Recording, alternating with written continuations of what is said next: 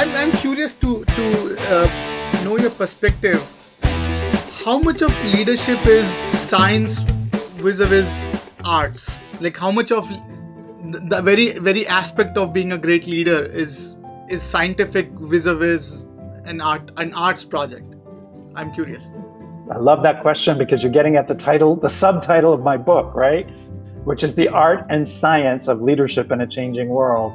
And it's really, it's at the intersection of art and science where the best leadership emerges. And I say that because there is really good data, evidence-based research on what it takes for human beings to perform at their best, which didn't really exist until the last 10 or so years. Research around emotional intelligence, research around how the brain works, the neuroscience of effectiveness, of performance, research around fitness, physical fitness, and how the somatic energy of the human being is really important, taking care of ourselves, sleep, nutrition, all the things that we now know. But it impacts communication, it impacts collaboration. So there's a scientific underpinning to being effective in the world as a leader or as a part of a organization. And then when you go to apply all that research, human beings are complex. Human beings are not as simple as the data that you might amass about, the underpinnings would tell you. That in the real world, it's much more complicated and complex and nuanced. And so there's an art to applying the science, especially in today's world where things are disrupted. We have pandemics, we have ecological issues, we have competition, we have social equity problems. We have so many things that leaders have to grapple with. So they need both. They need good, solid scientific underpinnings so that they know that they're on the right track. But they also need to have a good sense of self-awareness, and they know their own intuitive ways of being. And they need to get good feedback from coaches, from colleagues, from the world to tell them what's working and what isn't working. So I really do believe that effective leadership today is an art, as you said, but it's grounded in science. That is interesting.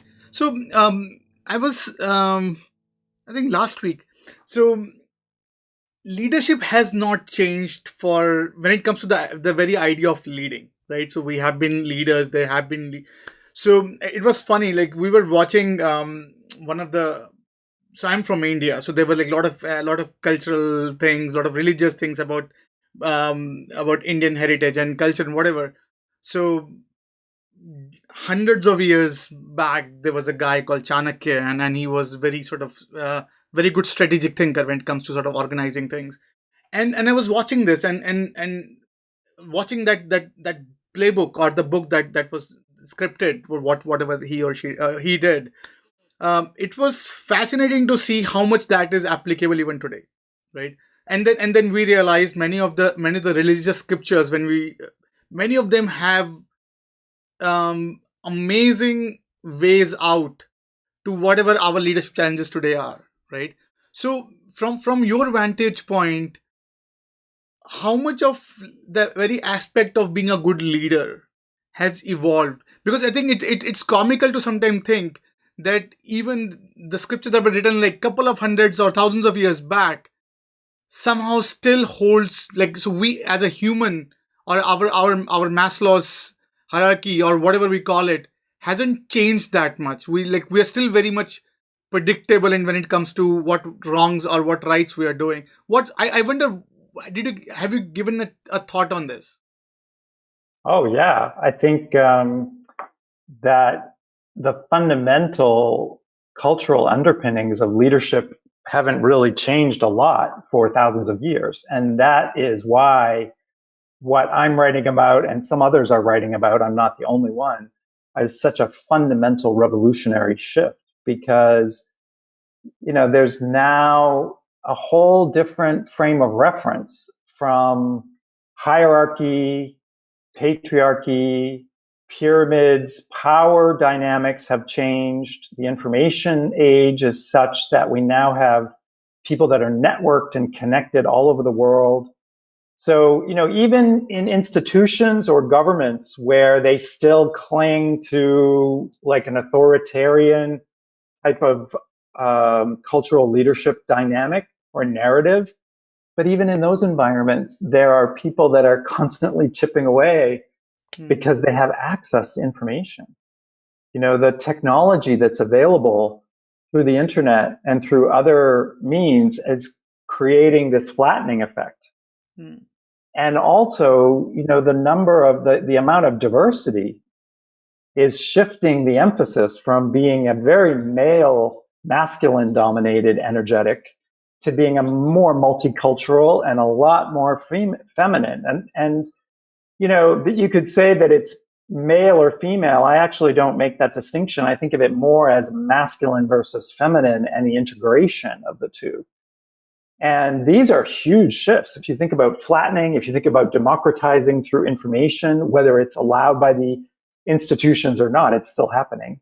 If you think about networked organizational dynamics that are more community based rather than hierarchical, if you think of the pace of change that's taking place, I mean, it was for hundreds of years, organizations would pretty much stay the Hmm. same.